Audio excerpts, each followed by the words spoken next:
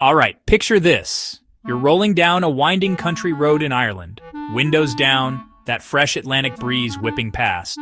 Green hills stretch on forever, and every few miles there's a castle just chilling on a hilltop, like it's no big deal.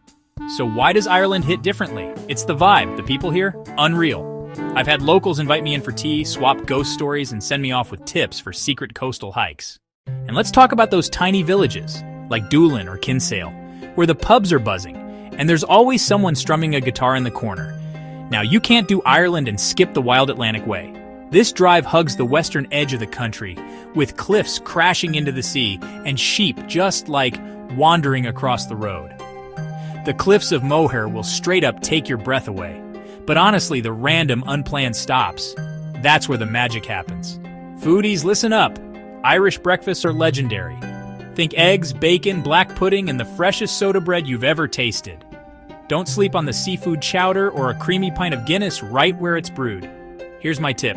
Don't overplan. The best moments are when you stumble into a trad music session or get lost on a back road lined with ancient stone fences. Rent a car, trust the journey, and let Ireland surprise you. By the end of your trip, you'll have muddy boots, a phone full of epic photos, and a heart that's just a little bit lighter. Trust me, once you visit Ireland, you'll want to come back, again and again. And hey, if you enjoyed this journey, don't forget to subscribe to the channel for more interesting facts and adventures.